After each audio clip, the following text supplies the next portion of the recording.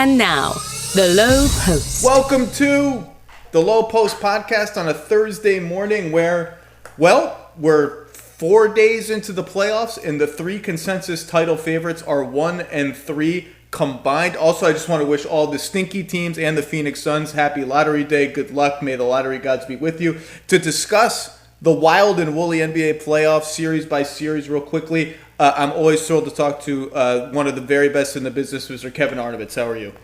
I'm well. How are you? I'm tired, man. 4 games a day. It's like a sprint. And you know, look, I'm not going to lie. Raptors, you're taking care of business. Let's get one of these series out of the way because 4 games a day, by game 4, I'm watching plays and like the players are starting to blend into each other and my brain is falling asleep. We need to get one of these series out. So Raptors came back in the fourth quarter. Joe Harris left the bubble. Best wishes to Joe Harris. Let's get that one over with. Yeah. They didn't look great yesterday, by the way. I don't care. They won. They won. I don't care. They got the job done. I've got nothing to say. I mean, you want to move on? This is your show. Let's start with the Lakers because organizational fiat requires that we start with the Los Angeles Lakers, who are down 1-0 to the Portland Trail Blazers, who just keep on trucking, man. Just playing all their starters 40 minutes a game. Dudes are injured. Trevor Ariza didn't even come to the bubble. Dame Lillard's pulling up from half court. They're tired. They're banged up. Here they come. They beat the Lakers in game 1, rallying in the fourth quarter. The Lakers' offense still stinks. How worried are you about the Lakers, and what can they do? Or, as Kevin Pelton pointed out, well, their shot quality looks just about the same. Is this just a make or miss league thing? I mean, I don't like to resort to that. I like to explore more nuance. The shot quality disparity between performance is hilarious. I mean, I don't know if you've even gone to that page where they, like, what are they, like, minus 16%? No, it's not that bad. It's bad, man. It's minus the most. Whatever it is, it's the minus most like by the a most margin of any of 14. team. Like the most by a hilarious margin. I'm not overly worried. Look, we knew that Lillard could randomize a series. We knew that the Lakers play a pretty good brand of defense, but that just the perimeter attack of Portland just pressures you. What I wasn't prepared for, Zach Lowe, was the Hassan Whiteside Nurkic front court. If you had told me a Terry Stotts team would have 14 feet of that, they were plus 13 exactly in 11 minutes together. I have that little, like, the little hands up emoji. Like, I mean, this is fantastic. I love playoff basketball in the bubble. This is something I never expected to see, except the fact that, you know, I mean, Portland is a team with not, you know, other than Gabriel, they don't have any of those guys between 6'5" and 6'10", other than Carmelo, who, you know, we've talked about his limitations defensively, who can pick up those guys, those two guys. And so you just kind of make lemonade, and they made a really good quality lemonade. Gabriel made some winning plays. Ariza's not in the bubble. Hood's injured, so they do have that sort of void you're talking about. And Whiteside was great. Look, Whiteside had 5 blocks. He's such an easy punching bag. He is complete empty calories. His numbers are like 50% fake. But he has games where he affects things around the basket. And if they get okay minutes from him, and they get okay minutes from, I can't even believe I'm saying this, Mario Hezonja, they have a chance in some of these games. All you have to do is survive. And like surviving those minutes when one of Dame and CJ is on the bench is a matter of like, does Mario Hezonja make a random 3? Does Hassan Whiteside get one more tip offensive rebound that goes in? If you survive, you can compete with the Lakers because, look, people want to chalk this up to shot quality, and like that's happening. The Lakers are going to have a game, even if they don't change their starting lineup, even if they don't even change their rotation at all. They're going to have a game where they shoot 19 of 40 from 3, and it's all going to look silly. But this didn't just start in the bubble. The Lakers, from the trade deadline to the Gobert suspension, were like 20th in offense. They've been last since the bubble. The starting lineup they're using now is minus 32 for the season in 307 minutes, combined regular season and playoffs.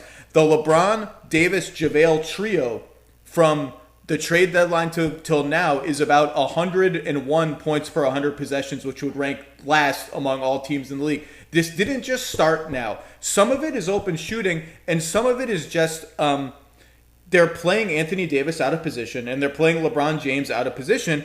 And when JaVale or Dwight Howard is on the floor with those two other guys, Anthony Davis is a spot-up shooter. He can't, when he dives to the rim, which is what you want him to do, there's too many people there. There's a center already there, so he's a spot-up shooter. You see him in game one. He catches these kick-out passes, and he's already doing that. Do I want to shoot this? Well, I just missed one. And the Blazers, by the way, are like, shoot. We don't care. Yeah. Shoot as many threes as you want. Above the break Anthony Davis threes, we are living and dying with that. And the other thing is, the Bradley Rondo injuries, and Rondo may come back tonight, everybody scoffed at that. Not everybody, but a lot of the snark brigade did. The Twitter snark, well, who cares? They're irrelevant. But guess what's happening now? They're playing these giant lineups where LeBron is basically the shooting guard with LeBron, Kuzma, Markieff Morris, who's not good, and either Davis at center or one of the real centers. Those lineups have barely played together. There's no chemistry there, and Kuzma's playing great and all that. I think I'm not ready to go full on. Well, I might be ready to change the starting lineup. I'm torn on that. But I don't think this is all fake. I don't think this is all noise. I think the Lakers' offense has been in mud for a long time, particularly in the half court. And if they come out and stink it up again in game two, they're going to have to think about some changes, big and small. How much trust do we have in Kuzma? So let me propose. Let's take as an article of faith. You're absolutely right. They cannot have McGee or I'm not saying they can't. I'm not saying they can't because right. Because by the way, they played. It was those funny. Lineups have been good. They were better with the big men on the floor the other night. Again, game one is so bizarro to me. It's really hard to come up with cogent analysis. But let's, for argument's sake, say you're right. We need to switch up the starting lineup. Are we going with Kuz? I think Kuz has earned it. I think Kuz has earned it. My instinct at first would have been Caruso.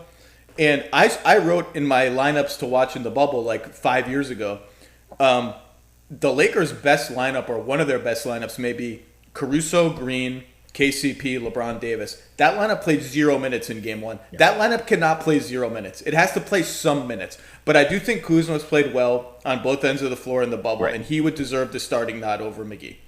Yeah, and to me, the margin is he's no longer a liability as a defensive player. He's been very nice. Exactly, and I think that's it. Although I would like to see them really downsize at times. It was by far the weirdest game, not because of outcome, but because of the occurrences. It was really. I mean, look, I don't want to overanalyze because I do think 5 for 32. I mean, what are we talking about here? What does 8 for 32 get them the other night? Maybe a W.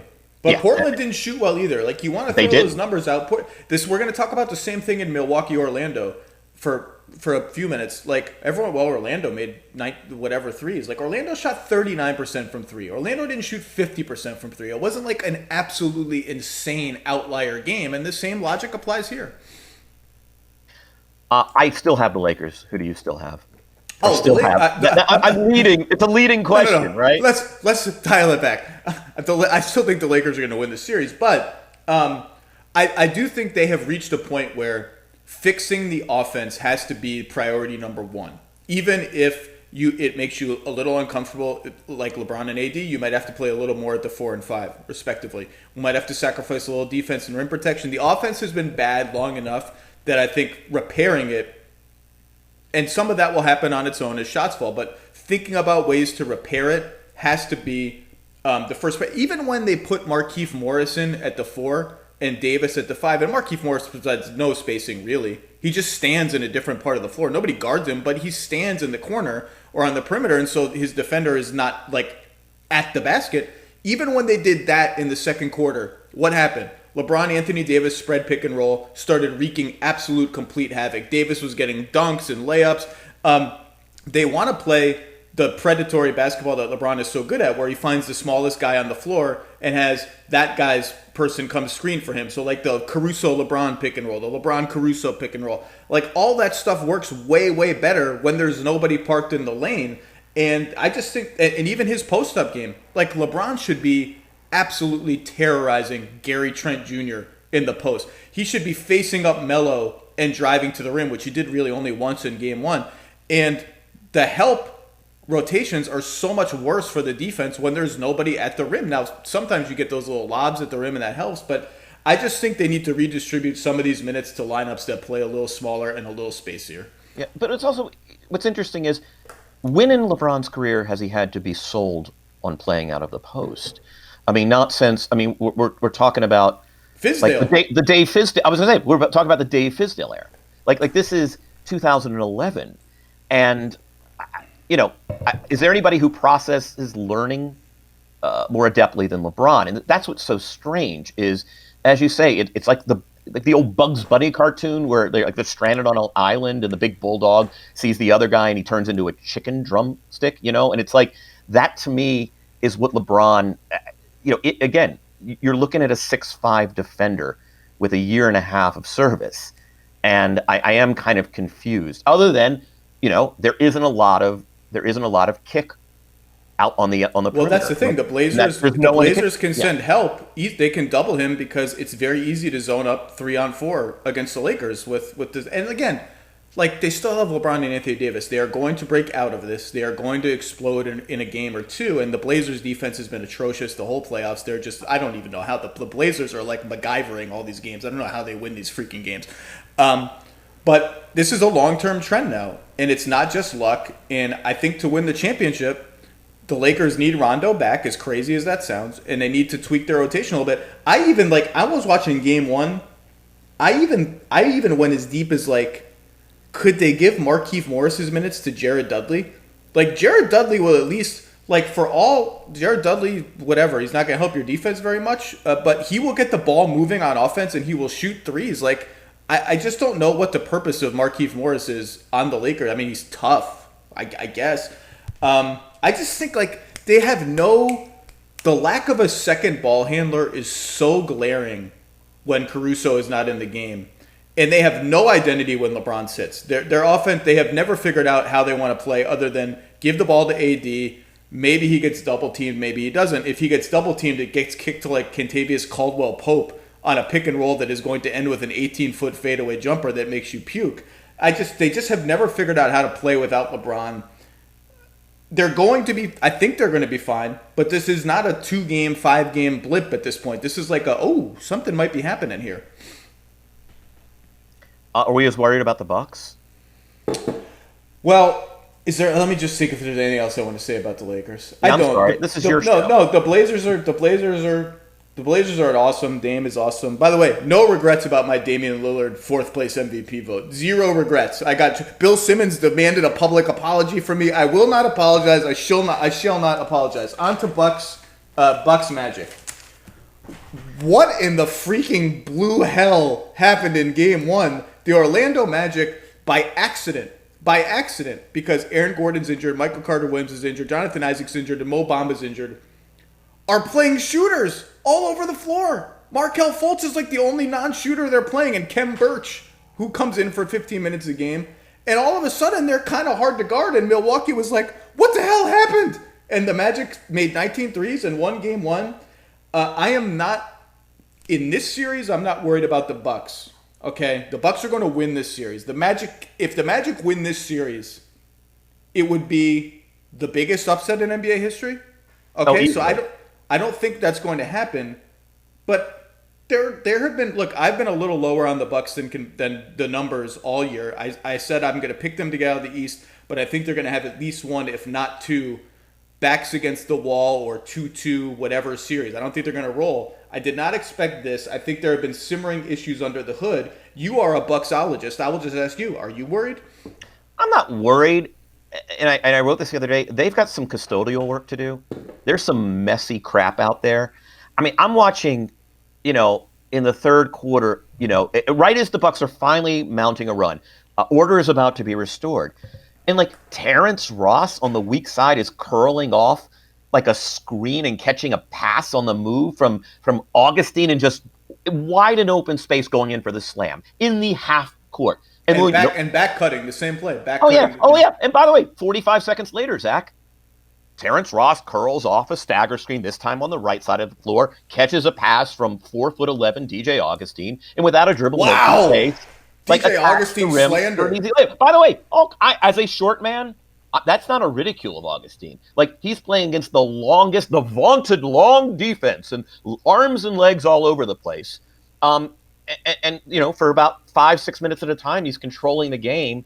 And like, what is Terrence Ross, who's supposed to be standing, or no, like sitting in a chaise lounge in the corner? That's what he does, right? Like he's getting beneath your long, we can span the Atlantic Ocean or Lake Michigan defense, and it's just like, it's inexcusable. I love the Bucks. I love watching the Bucks. Come on, guys! Like it's absolutely inexcusable. I understand teams are going to get out and transition certain nights. You are the best transition defense team in the league, but still, they're going to be weird bounces. This isn't weird bounces the other day. This isn't, look at the shot quality. No, they scored 122 points, the Orlando Magic. This is a bad offensive team. And this was half court just screwery. I mean, it was absolutely, terrible. And by the way, it's going to get better. Like, I'm not worried, but it's just like there should be a measure of self-pride, and I'm sure they went into the film room and are establishing that. But I watched that sequence and I'm like, I mean, again, to the extent that one wants to say they are not as good as their numbers, that's exhibit A and B. Well, I did think their defense was bad. I thought their communication was bad. I thought when they started switching late in the game because Vucevic was just torching them and they were confused and didn't know what to do, their switching execution was terrible. Bledsoe's havoc-wreaking rotations have not been as fast. I mean, this is a guy who can stunt one direction, pick up another guy, switch back to his original guy. He was doing that like 10% more slowly, I thought, in game one. And again, he's recovering from the coronavirus. I mean, this is like the thing that nobody wants to talk about, but it's a thing with a lot of players. Fournier hit an open three out of those kind of scramble plays. But the bigger picture issue on their defense was it took one game for a shooting five to stress them out. Like, that didn't really happen last year until Marc Gasol. And even then, that was like as much about Kawhi as it was about Marc Gasol. And by stress them out, I obviously mean, they want to plant Brook Lopez in the paint, and a pick and pop big can give them trouble. And Nikola Vucevic absolutely torched them in the first game of this series. And part of those Terrence Ross dunks was that Vucevic was often the facilitator, and Brook Lopez didn't want to lean back off of him to take away that passing lane, or to Terrence Ross. And, look, that's like, this is a structural issue with the Bucks defense. When they face a shooting five, it's a problem. I think they have some pretty easy solutions we can talk about. But then late in the game, they started switching and they looked clueless. And then they started switching like Markelle Fultz, Kem Birch pick and rolls, which is like, what are you doing? That's the one pick and roll you like. Why are you switching that? Of all things, you refuse to switch all this other good stuff. You switch that. What about the Vooch thing? Is this worrying you at all? What can they do? Right, as you say, it's a fundamental challenge for any drop team. I mean, I think that's a, quote, conservative defense that has worked time and again from the Stan Van Gundy Magic to obviously in San Antonio, and it just makes all the sense in the world because rim protection is the mother's milk of half-court defense. And then you have this issue. I don't like them switching. I just don't think they're conditioned for it. I don't think it's a coincidence that what you're saying. I mean, it is sort of an anti-Bud article of faith. They were awful. DJ Augustine hit a three late in the game when the Bucks were trying to come back, where Brook Lopez switched, and it was too late. Like, he wasn't sure if he wanted to do it, and Augustine was open. He just was like, all right, I'm open. I'm going to shoot a three. Yeah, let's look at the field. So, in Miami, is it an issue against Miami? If it's the Heat? No. They're okay. Gasol and Serge, it could potentially be an issue. No, it's an issue. I think it's an issue.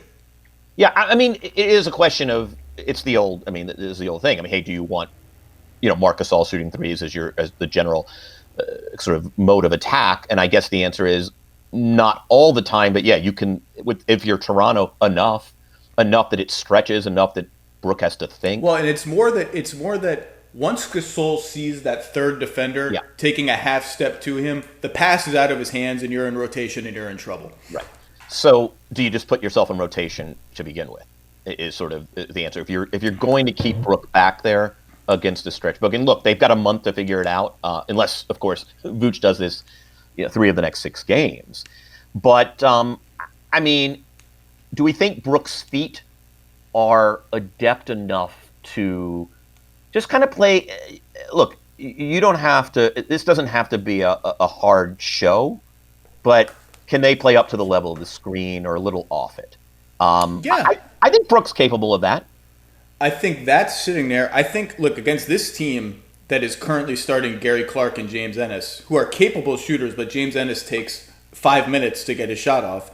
I think another very easy solution is put Brook Lopez on James Ennis and put Giannis on Vooch, and Giannis can corral and get back, and Vooch will not have open threes. And Bud just doesn't look. It's only one game, and it's the Magic. He shouldn't have to make that adjustment. Now, if they go down 2-0, that's an adjustment maybe that can happen. But like that's just sitting there. And you look at the Clippers, like they don't even mess around. They put Zubats on not Kristaps Porzingis immediately, opening tip for this exact reason. Right. Like you have a matchup sitting there. Brook Lopez can guard James Ennis just fine, and it's just those are the things that Bud I think is historically slow to do. I think they're thinking about it, but you can't be doctrinaire in the playoffs. You just can't. You can't get through 4 playoff series being doctrinaire, and that's always what's worried me about their team. Right, and so you can bogut this, and sort of again, the Tony Allen was one of the greatest demonstration of this of all times, and I think they can. I mean, they've got a lot. They're fairly good at problem solving. Again, as you say, if they can employ the flexibility to problem solve. So I'm not overly worried, but it just, it was messy. It was not becoming of the league's finest defense that, whose margin between 1 and 2 is bigger than 2 and 7. I mean, it just, and in that sense, I do think, look, they're very much we talk about offensive rhythm teams. They're kind of a defensive rhythm team. And I think it gets better. I'm almost certain it does. But it was startling to see. And let's give Orlando credit in this regard. Like all Steve Clifford teams, they are a really good transition defense team. So they're facing a wall as soon as they get over half court, the Bucks are. And look, the other under the hood thing about the Bucks is they're not a good three-point shooting team. They look like they are because they take a lot and Giannis is kicking to everywhere. But their starting lineup has Eric Bledsoe, average to below average. Brook Lopez, average to below average. Wes Matthews is fine. He's 36% this year, 38% for his career. Off the bench, they're bringing Connaughton and DiVincenzo. Like, these guys aren't scaring anyone. Their perimeter players aren't scaring anyone. And I think, and you saw it in game 1. They're 15 feet from Pat Connaughton when Giannis has the ball. They're at the nail off Pat Connaughton. They're going to be at the nail off Dante DiVincenzo. They're not going to let Giannis penetrate if the penalty is leaving those guys open for above the break threes. I think at some point the Bucks are going to have to think a little harder about what are the lineups where we can put just amped up shooting everywhere around Giannis? Everywhere. Like no average or below average shooter. So I look like a lineup. This lineup has played no minutes this season. George Hill, Chris Middleton, Wes Matthews, Giannis, Marvin Williams. That one. Flip Korver in for Wes Matthews if you want even more shooting. Now maybe Korver can't hang defensively. That lineup has played no minutes. Like, they just have these lineups where there are 2 and sometimes 3 shooters that the defense is super happy to leave open, and the only solution to that is to play more shooting and live with it. And frankly, George Hill, he just might be better in the playoffs than Eric Bledsoe. Like, he just might be. He was better last year. He might be better. This was the great elephant in the room against Toronto. Right. And I've historically loved Bled. I think he gives them so much defensively, again, notwithstanding whatever limitations he has now in terms of health. But, it was the big question when Brogdon left. I loved Brogdon because he could do 2 things. He could shoot standing still and he could take it off the dribble. That wasn't a guy, despite whatever you think about his athleticism. I mean, he always seemed to get to the rim and he's crafty doing it. And with Bledsoe, here's the question for you. What does Eric Bledsoe do really well offensively? I think what he does really well offensively is when the floor is scrambled in like semi-transition, he's really aggressive getting to the rim. And when the floor is scrambled at all, he's really aggressive. When the defense is backpedaling, he's really good in those situations. And when you take away those situations, he's not a great pull-up 2 shooter. He's not an incredible finisher at the rim. He's just, he's there for his defense mostly. And you just pray he hits enough open threes.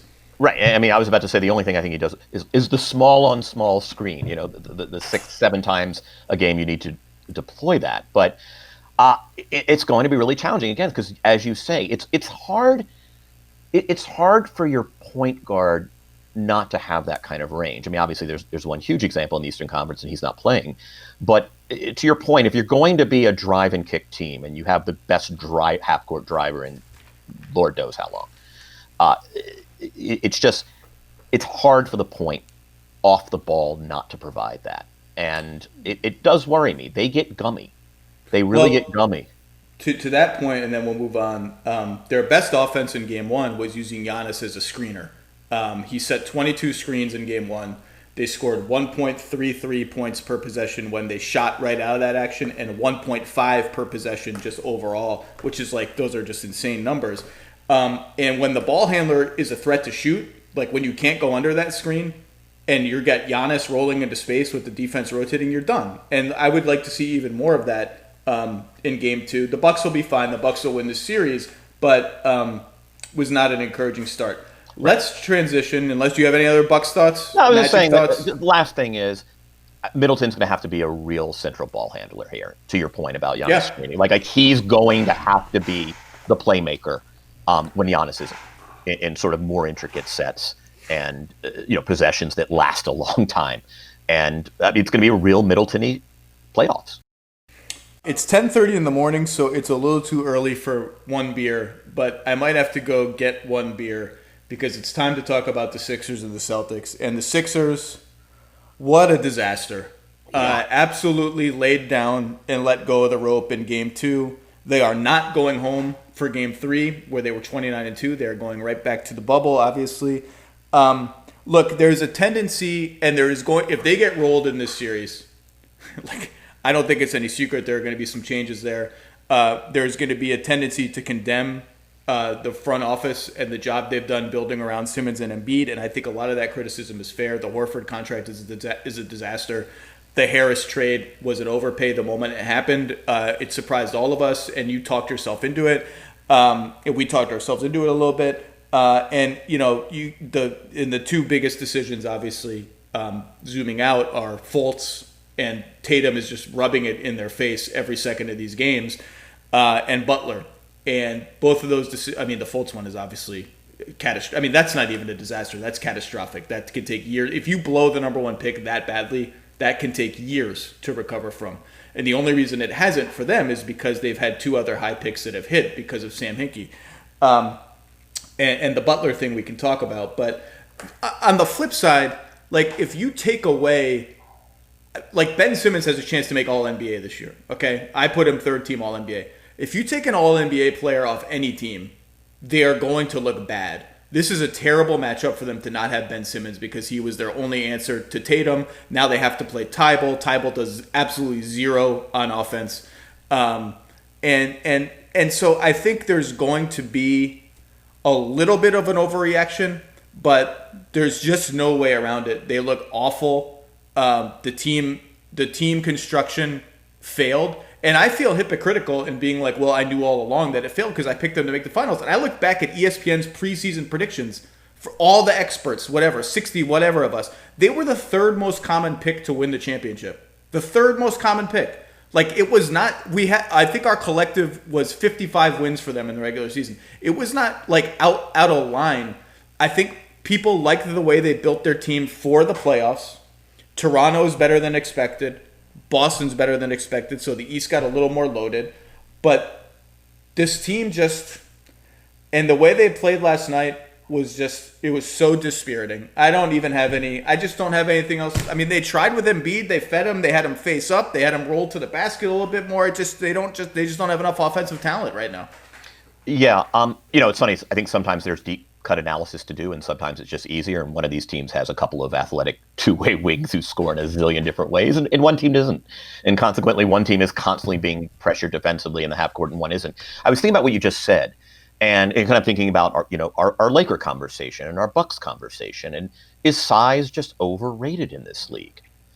Built for the playoffs. Well, what the hell does that mean? I think built for the playoffs meant, in this case, built for Giannis. Right, and I get that, and by the way, that wasn't a challenge to you. I just think that, like, it's something we say, and yet when it really comes down to it, built for the playoffs now means do you have four shooters on the floor? Yep. And so I think this notion of they don't have an answer for Embiid. Okay, all right, they don't have an answer for Embiid, and Embiid's going to do his damage. But I just think size has become certainly not a liability. It's a luxury. It's nice to have a guy that you can work out of in the post. It gives your offense some diversity, and I think you need that. in a league where defenses are really good. They solve problems very quickly. But I just think we're at that point. I mean, the idea, and again, I'm not like I didn't have the Sixers. I don't. By the way, I don't do predictions. I'm in the Windhorse school. But you guys are such wimps. I cover these teams. I don't want to have vested interest, you know. You don't have to have a vested interest. It's like, all right. But I just feel like we're at the point where the idea that you're built for the playoffs because you have size, yes, rim protection is important. But meanwhile, we're talking about putting Brook Lopez on, I don't know, freaking Tony Allen or whoever it is out there, you know, for the Orlando Magic. And I just think, okay, I mean, what are we talking about? Rim protection? I think size in this case was just a proxy for defense, right? Like when it counts, they're going to give up 95 points for 100 possessions or 100 points. And that just hasn't, they've been, I mean, they were awful last night, but they've been just good. And a Sixers team that's just good on defense is not good enough. Right. And I think, you know, to me, the best defense in this league right now is not at the rim. It's at the point of attack. And that's where you're going to kind of, I think, limit damage at the rim. By the way, can I just wax on Boston for a second? Oh, sure. Like, I just love this team. I'm starting to really love this team. You know, their wings do so much work off the ball. It's this constant chase. And, you know, it would be easy to bog down because, you know, it's Kemba, high pick and roll, Tatum ISO, your turn, my turn. But it never gets that way, or very rarely. You know, I was watching that there was this great little, like, Jaylen Brown had this little back cut in the first half that sparked them kind of early when they got down. And, you know, there was zero backside help because, you know, apparently you need 3 defenders to get Wanamaker off penetration for some reason. I don't know.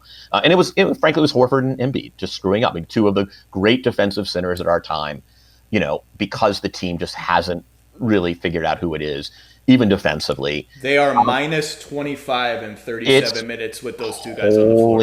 Holy cow. And it's time to mothball that, maybe. But I just, you know, I love, you know, Boston, I just love what they do. I love what they do off the ball. I love what they do to kind of keep the pot stirring.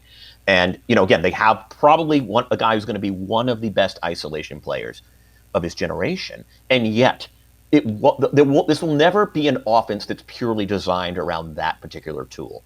And I just think it speaks well of them, and not just of the coaches, of the guys to buy in, to totally be comfortable with it. You know, Kemba to know that, okay, yeah, I know you've been high pick and roll. You have been the focal point of an offense for 17 years, however long you've been in the league.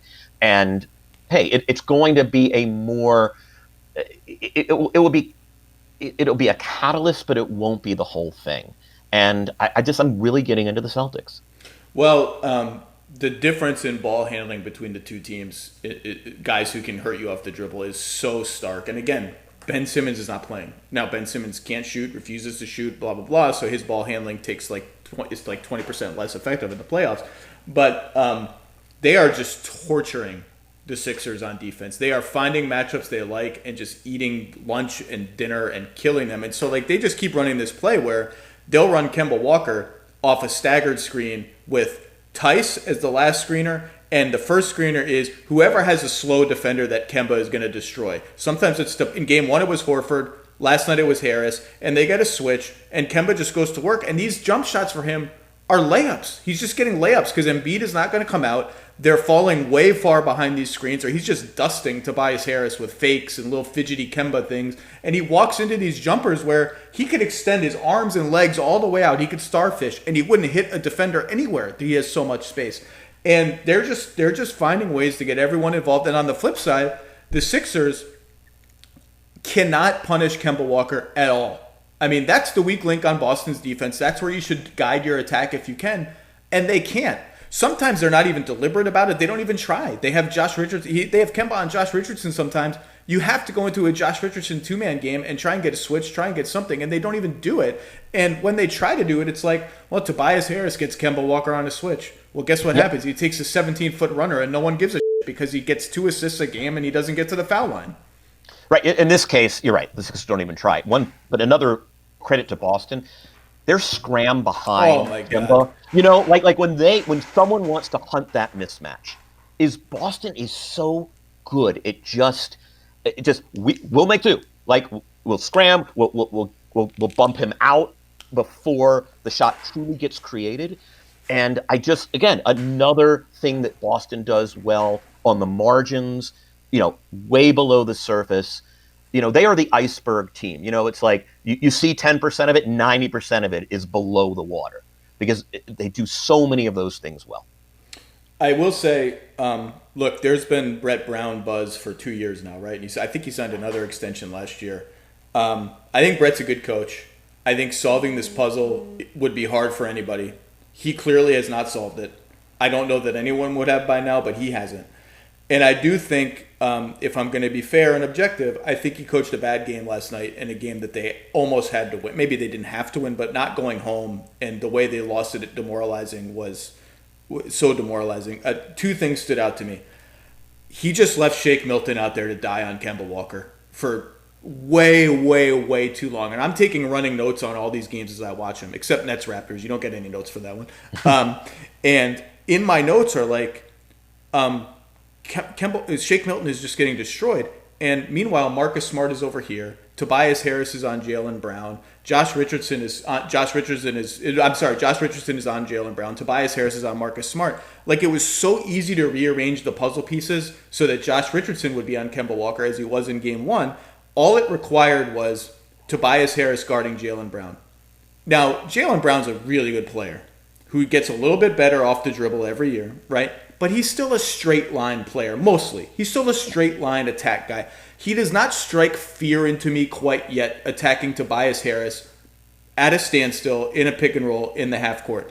If Tobias Harris is not good enough to take that matchup in the half court, if he's in fact so ill-equipped for it that you have to let Shake Milton just die out there, die on Kemba Walker, then you have a structural problem that is deeper than I thought. They waited way too long to make that adjustment. And the other thing is, I'm watching this game. My favorite lineup for them in game one was Alec Burks, Josh Richardson, Matisse Thybulle, Tobias Harris, Joel Embiid. I don't even think it played. I might have played a minute last night. Alec Burks didn't come into the game until there were 8 minutes left in the second quarter. Raul Neto came in before him. I'm watching this game, Googling Alec Burks, and he's like, did he get in a car accident on the way to the, or they can't even drive? Did the bus get into an accident? Yeah. What happened to Alec Burks? I don't think Brett pressed the right buttons last night. I thought he pressed the wrong ones, and that makes me sad to say because I do think he's a good coach, but last night was not a good game.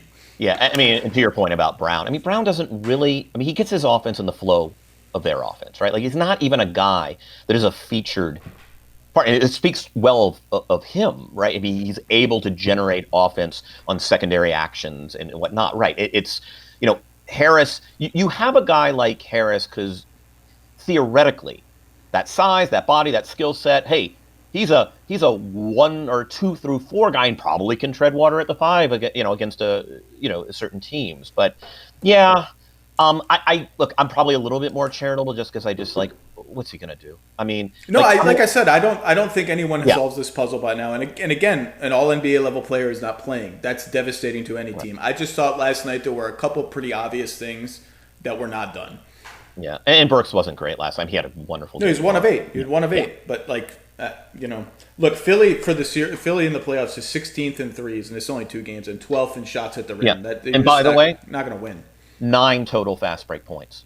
Oof. For a team that doesn't shoot, God, you need that stuff. You just need a little octane. You got to, again, eat at the margins. And they had 1 fast break point in 48 minutes. 1. Well, and Boston has the best transition defense in the league, according to our friend Ben Falk at Cleaning the Glass, which looms large for what is setting up to be a pretty epic second-round matchup, despite the absence of Gordon Hayward, which I think could really hurt Boston. I'm so psyched for that, Zach. I'm so psyched for that matchup. One thing, something in my notes on the Celtics remind me, one thing about the Bucks, another low-hanging fruit thing they can do is don't sit Giannis and Middleton at the same time. They do it for a few minutes every game, and they lose those minutes routinely. And I'm thinking about how Boston has done a pretty good job staggering Tatum and Kemba, and when they have all 4 of their best perimeter players healthy, they're pretty diligent about keeping 2 of them on the floor at the same time to make sure the offense has some creation. Boston's been amazing. Philly's been awful. It certainly doesn't have the vibe of a series that will turn. In fact, it has the vibe of a series that would go the other way and sort of peter out into a sweep. I picked Boston in 6, which was like as optimistic as I could get about Philly. And I don't feel good about it going to 6. we'll see what they do on Tatum. You know, they had Embiid blitz once, I think, in the second quarter. They just said, well, maybe we got to blitz this guy. You know, maybe they'll try some gimmicky stuff. Let's go to what I think is maybe has the chance to be, if the rest can stay the hell out of the way, the most entertaining series of the first round, which is Clippers Mavericks. The Clippers the Mavericks behind a monster effort from their bench last night. Seth Curry and Trey Burke and Boban smashed the Clippers in Game 2. It's 1-1. They survived Luka foul trouble. They almost survived a freaking horrible ejection to Kristaps Porzingis in Game 1. Dallas is just good, and they're just a really good team. This is not. I still think the Clippers will win this series. They have some matchup advantages that are pretty hard to do. Kawhi looks pretty hard to counter. Kawhi looks great, but Dallas is good. What have you seen so far? I want to talk about the Clippers defense. I want to grade them on a curve because they're obviously anybody who faces this Dallas team should. They employ a switch defense by and large. And I completely understand the thinking, particularly with this personnel. You've got a bunch of like-sized guys. I wonder sometimes, and I know we're in the switch era, if to some extent you're forfeiting the benefits of having lockdown guys. Because what I'm watching at times is Luka's got a menu. Right? I mean, Paul George started on him for a little while. Kawhi in the second. Morris spent some time. And he'll get a screen at 42 feet, and all of a sudden it's the Reggie Jackson, Lou Williams. If it's a Zubac show. And I know there are no good alternatives here, because if you go with a base defense that fights over or sends them baseline, you're going to be helping for days, and that's not good either. And so maybe the answer is, hey man, there's nothing to do. But I just feel like right now there's, as good as Luka is, there's more chaos behind the action than there should be if you're the Los Angeles Clippers, and you should be a vaunted defense. And, even like the pick and pops with Porzingis, hell, there was a pick and roll with Boban that was just beautiful. But watching Trey Burke hunt Lou Williams, Lou was bad. Lou was bad last night. It's just, defensively. and he'll, I feel like they're getting whatever mismatch they want, or whichever mismatch they perceive. And it's like, if you have this base defense, and I'm talking as someone who covered the Raptors last postseason, I don't think on balance the Clippers should be any less than the Raptors defense last year. And I don't feel like they're getting the matchups they want. And maybe, look, Luka's a genius. I can't even believe that a guy this young is able to see the personnel in real time against a defense like this and say, yeah, I'm going to get exactly what we want. But it's a question I have sometimes about, I understand Houston. I understand Golden State through the years. I just wonder, it's still a debate I have. I don't know that they're wrong. I'm just starting to I'm testing my faith a little bit. Well, it's funny. You can see them thinking about, do we want to start possessions with Marcus Morris on Luka? Because they're going to set a screen and we're going to switch. And is it better to end up with Kawhi and PG on Luka, or start out with Kawhi and PG on Luka, end up with Marcus Morris switching onto him? And sometimes you mix it up, and just to sort of throw guys off. Like we saw in the Jazz series, they put Juwan Morgan on Nikola Jokic for 10 possessions just to see what happens. But to your point, Luka is becoming the preeminent non-LeBron problem solver in the NBA. Like, you see it, you show him a look one time, and he's got it figured out. So as an example, the Mavericks are being very smart. When Zubac is on Porzingis, which is the matchup the Clippers do not want, but Porzingis is guarding Zubac, and so when they get a stop, Zubac will often be stuck on Porzingis. They waste no time, no action. It is an immediate Luka, KP, pick and pop. And you don't want to switch, because Luka in particular is just lethal against switches. So there was one possession earlier in the game where they switched, and they had Zubac on Luka. And Luka drove and drove into the lane and then drove back out, right? Which you often do when you have a big man on you, because now you can dance with him, you can do a little fun stuff, you can shoot your step back three over him. When he drove back out, the Clippers were clearly ready for that and had Marcus Morris shift over from the wing and scram Zubac out of that matchup. And Zubac, it was like a very interesting, because you typically see that scram switch in the post, and the Clippers were ready to do it on the perimeter. That happened once, because Luka never did that again the whole game. Once he saw that switch, he just drove right into it and got to the line or shot a layup.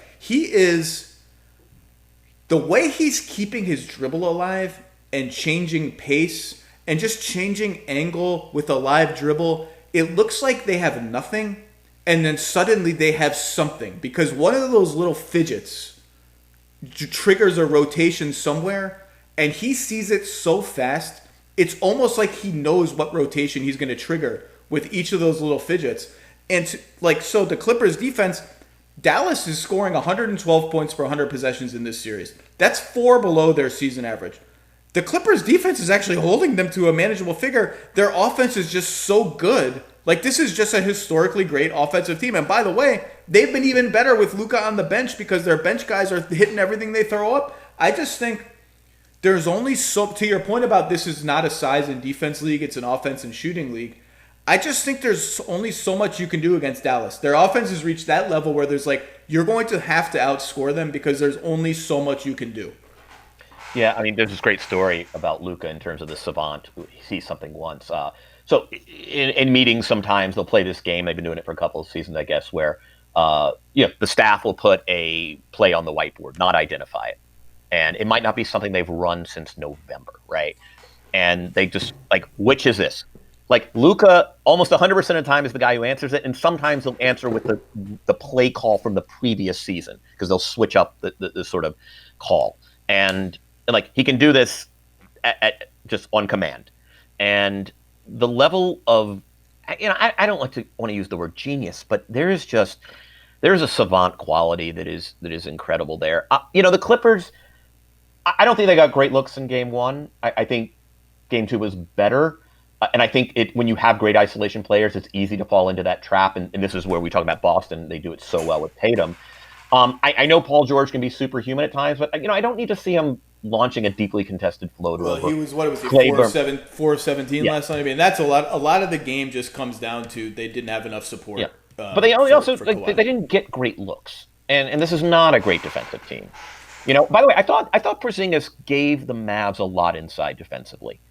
I feel like he's not a guy I've watched defensively a hell of a lot. I didn't watch much Knicks basketball, and he's been in and out in Dallas. I was sort of impressed. I mean, look, I don't think they're going to win the sort of Ben Wallace rim protection award, but he gave them a lot. And when they have Kleber and Porzingis out there, that's a pretty good rim protection duo. Yeah, and by the way, which bodes very well for their future, because we know they're going to be a top 3 offense. Well, Dallas, let's say Dallas loses this series, which I think they will. I had Clippers in 6, I think, maybe 5.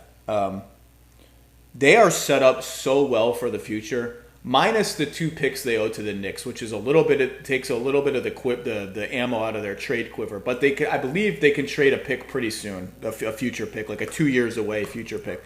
But they have two stars, and like, you can quibble as Porzingis a star. Yep. He's really good, and he fits really well with their star. And their star is on pace to be like, not one of these Jimmy Butler or Paul George. Like, he might be the 10th, 11th best player in the NBA, top 9 in a good season. He's on pace to be top 3 in the NBA very soon, a perennial MVP candidate. They have all these role players on like crazy good contracts. Seth Curry, DeLon Wright, who I think could be an important piece in this series and was last night. Finney Smith, Kleber, I'm even missing one, on and on and on. Like, they just have so much flexibility. They're going to have cap space. They are very sneakily in position to become a real team to be feared for. They're one move away, and everyone's going to say Giannis if they get Giannis, blah, blah, blah, whatever. Yeah. Like, let's save that for another day. It doesn't have to be Giannis. It could be any top 30 player in the NBA. They are in position to be really, really dangerous for a really long time, pending KP's health. Well, and you just said it. I mean, the beautiful thing about Doncic is it doesn't have to be a super team. What he does to elevate, frankly, mediocre NBA players to a level of above decency is alarming. And by the way, can I just say, and I'll have to say it every once in a while, I grew up an Atlanta Hawks fan. I'm just, the Agita, I just can't freaking I'll say no more. Zach, I'll say no more. City. People want to say that trade is a win-win. Trade is good. It's not a win-win. It's not. No, it's not. Your job is to figure out who the generational superstar is, right? And I mean, I get it, and I understand. Trae Young's good. By the way, Trae Young's good. Trae Young's really good. He's not this. No. And people want to say, well, Luka's just as bad defensively as Trae. Here's why he's not. because he's 6'7", He's and enormous. he can get rebounds, and he can switch onto lots of different people. Trae Young is like well, whatever. It doesn't matter. Yeah, I'm not wasting any more time on the Hawks. All right, Good luck in the lottery, Hawks. Jamie Gertz, you are a delight. I interviewed you yesterday. I hope Jamie Gertz wins the freaking lottery because she's a legend. I do too. Do my listeners know who Jamie Gertz is? Does anyone under 30 know who Jamie Gertz is? Because they damn well should. And she is a delight. And she is an actor, and she is also married to the owner of the Hawks, which I guess makes her the owner of the Hawks. I don't know how to sort of navigate that. I don't know. It's hard to know. By the way, are you too young for square pegs? What? Square pegs. I don't know what that is. It was a sitcom for like 20 seconds on CBS, like in the early 80s. It had Sarah Jessica Parker and Jamie Gertz. All right, enough. Not aware of it. Nothing. Wasn't aware of it. Love square pegs. My only other thought on this series is you can see Kawhi starting to solve some problems of his own, and I think they're trying to run these like Kawhi, Reggie Jackson, Kawhi, Lou Williams pick and rolls to get him switched onto smalls, and Dallas is not giving him the switches. They're hedging and trying to recover, and Kawhi, the weakness of his game, if there is one, is like he's not a great playmaker in that situation where he's at the 3-point line and the floor is kind of in flux and there's no easy pass for him. He tends to reset and let Dallas reset the matchups. Now, he started punishing it a little bit, even when they didn't switch late in the game. Kleba is trying hard.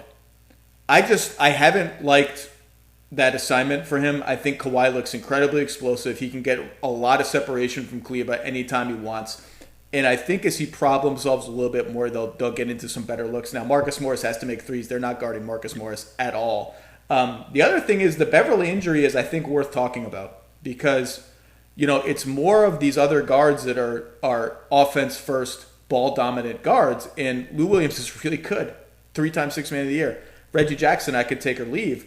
But Beverly's just a better fit, I think, when both of the stars are on the floor. So as an example, for the season, Lou Williams' usage rate when both of those guys, Paul George and Kawhi, are off the floor, 34% of Clippers possessions. When they're on the floor, both of them, it drops to 18%, which is role player. And Lou Williams' role player, it just doesn't have a lot of value. Patrick Beverly role player has a ton of value. Right, because, that's the thing with Williams is the less you use him offensively, the less value has relative to his defensive liability. And also, I just love Beverly off the ball. I love that he can initiate and be crafty. I like that he's actually, I think, a better passer than people realize. And obviously defensively. Now, look, against Doncic, it's tough. And he guards a bigger guard as well as any little guard, but it's still a little guard on a big guard. The Clippers left a lot of money on the table, even at the margins. And, for instance, they didn't convert in transition yesterday. None. I think they were a little over a point per transition possession.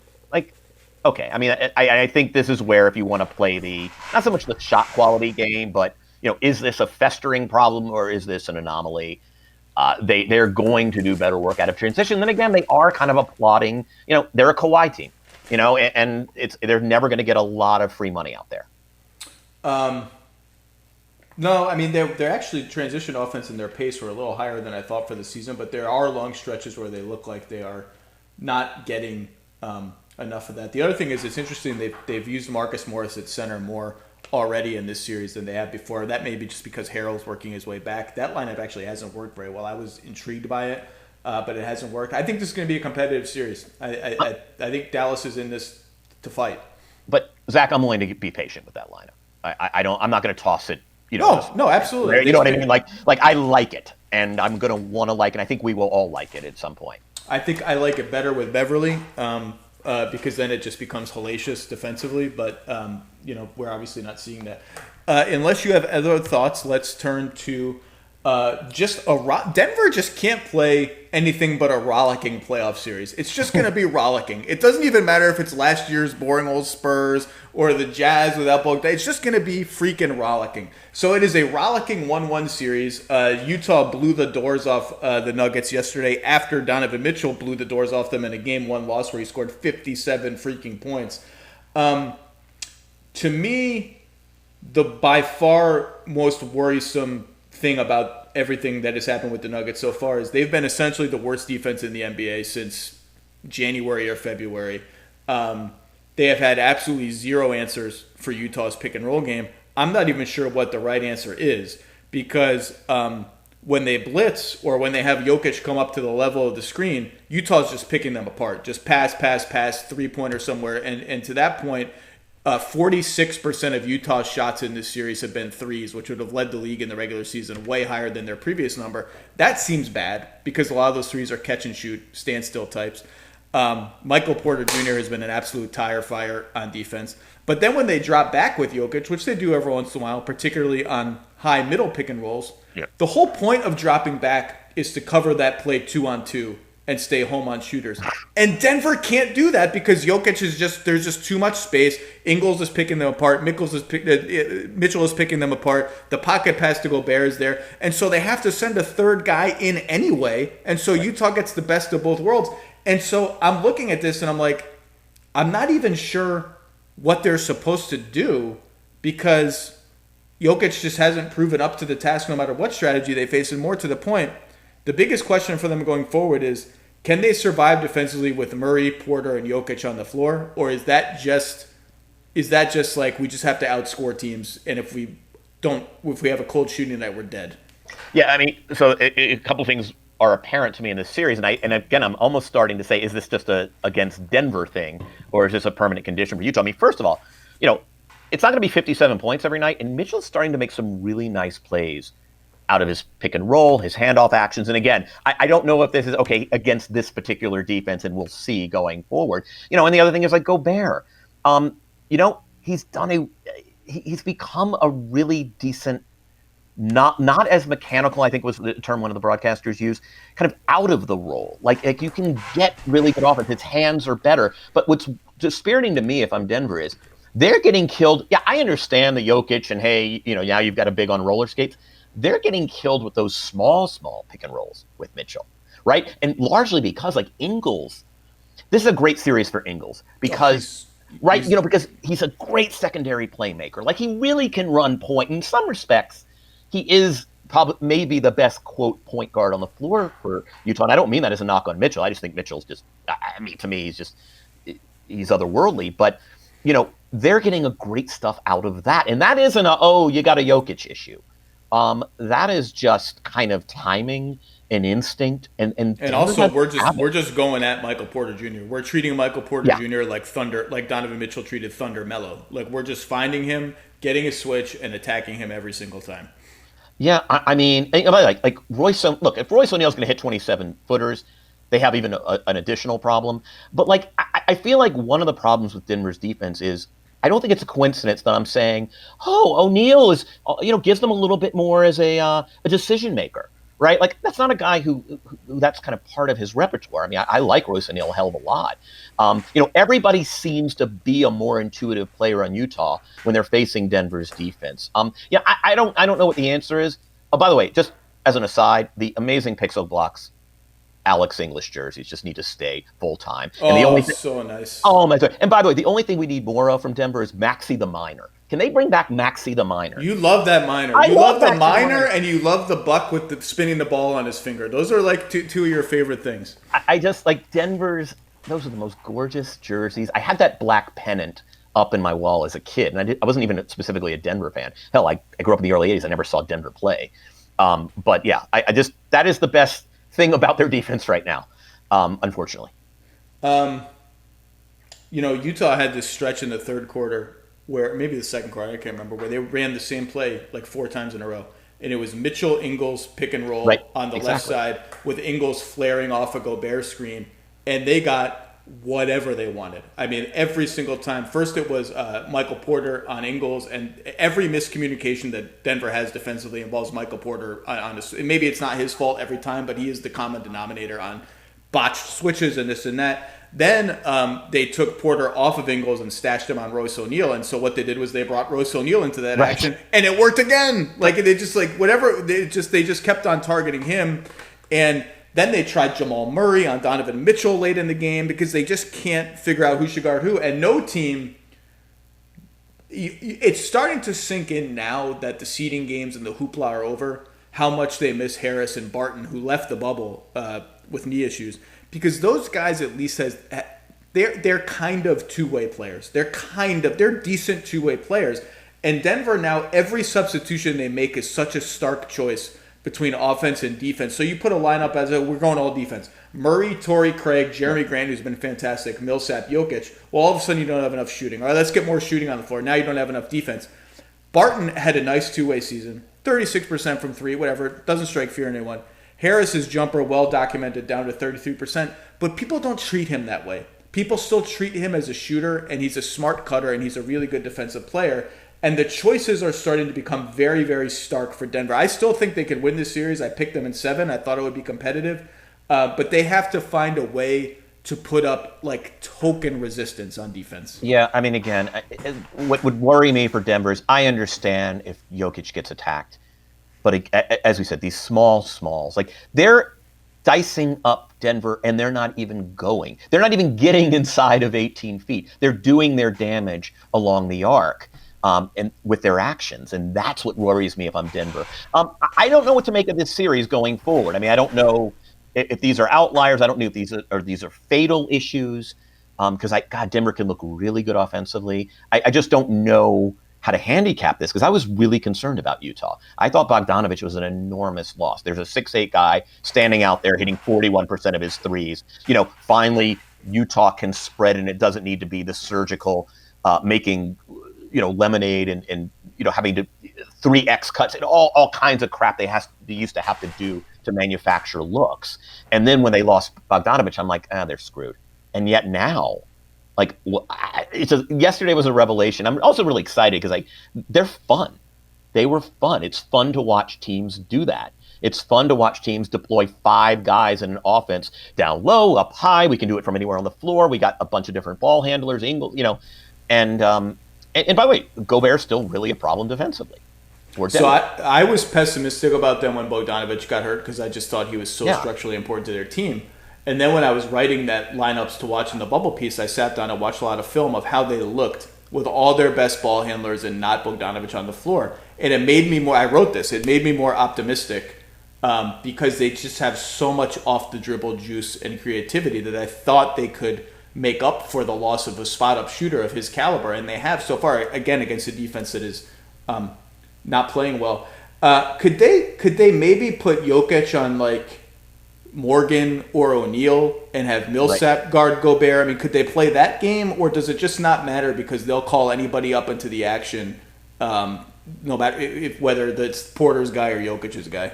Right. I think O'Neal's more dangerous than Morgan, obviously. And again, we saw, you and I were just talking about it. O'Neal can be a really effective perimeter screener. You mix things up. Mitchell can come off a stagger and then it's roller skates. Whoa, 3 guys on the perimeter kind of going every which way. I don't know. It is funny, though. It's the 3rd time we've asked that question of a center who, as a drop guy, sort of compromises. And I love Jokic. I think he actually moves his feet pretty well on defense and he has good hands. He is not doing, and he's still not good, but I don't think he's this bad. But in this series, he is not doing enough. His hands are down. He looks slow. And they turned the corner on those picks with Rudy. And there is way too much airspace for them to throw pocket passes or lobs. He's just not taking away anything. His hands haven't been active. He's never going to be good, but he can be better than he's been. Yeah, and I'm not someone who thinks he's one of these awful liabilities. Actually, the numbers I'm always shocked when I kind of look at the defensive rating numbers. Jokic isn't. Whatever I'm seeing, he's not killing them. But yeah, that's the point. The whole point of dropping is you actually cut that stuff off. And if it's not going to provide rim protection, then exactly what is it doing? And I appreciate they've been penetrating. Utah, again, it's taken me a while to adjust to you mean Utah, the Utah Jazz are an off the dribble team. And it shouldn't, but it's still, I'm kind of, sometimes my mind gets stuck in 2017. And I just realized this is just a completely different offense. Well, and by the way, they're about to get a very important player back on their team who missed the first 2 games, and that's Mike Conley. Yeah. And that's a big deal because then then those Emmanuel Mudiay death minutes vanish, and your rotation sort of gets a solidified 8-man rotation. Maybe we go 9 if we think Morgan has earned some minutes and can spot us some time defensively rebounding, and maybe make some spot up threes.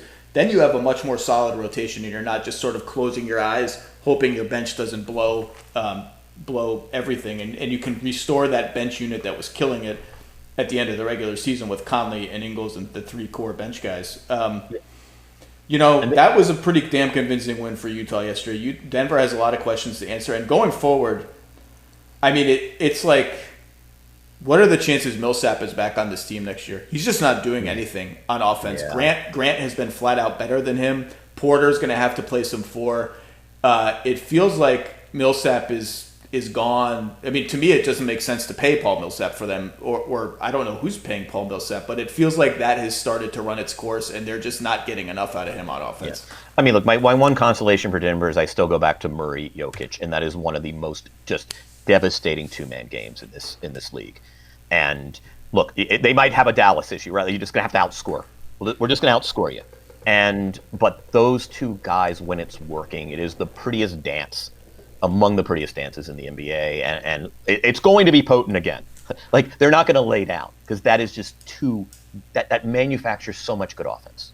Well, one of the things I really like about Murray is he's not a great passer. He's probably not even a good passer for a point guard, but he is really, really smart about these little kind of high-risk entry passes to Jokic. Like, if they get a switch and there's really only a tiny angle to try and skip this little bounce pass to Jokic with the small guy on him, he's pretty daring about that, and he's pretty early on it, and he makes them pretty well. Like, Jamal Murray at that kind of specific pass has a really nice sort of bravery and courage to his game, and Jokic obviously catches everything.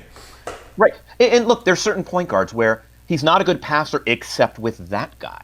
Right, I mean, the reps with that guy, he's not gonna find the weak side skip pass as frequently as you would like, but he is, like, with that guy, he is a true pure point with that guy. Maybe not know anybody else, and that's saying something. And hopefully it expands from there. I really enjoy watching Murray play.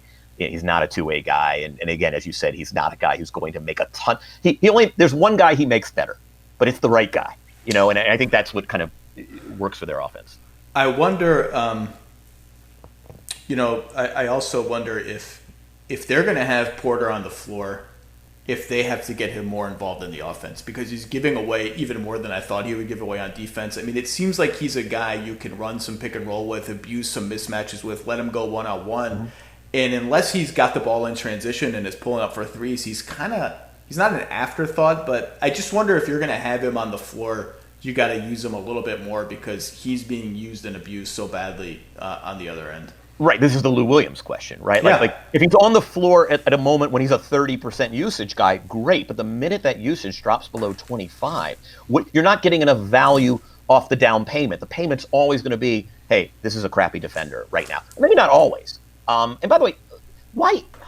I didn't get to watch enough other than, general confusion. Is there something about his physical profile that makes him, or is this just, hey, he's essentially a rookie trying to play NBA defense at the highest level in a really high stakes game? I mean, I'm trying to figure out the anatomy of his defensive issues. The number of communications issues, right. and when there's a lot of stuff happening at once, the number of mistakes suggests to me that he's just not very intuitive about it, and it's going to take a long time for him to, if he's not intuitive, then he's going to just have to learn it, and it's going to take a long time for him to sort of, every series, here are all the rules I got to memorize, here are all the matchups that we do this, that, and that, blah, blah, blah. He does look a little upright to me in his stance, and, when he has smaller guys on him, that can be a little bit of a problem. He's not as good as keeping those guys in front as he should be, but look, he's a hell of a rebounder, and he's huge. And you saw him come out of nowhere for a couple of blocks at the rim, even in Game 2.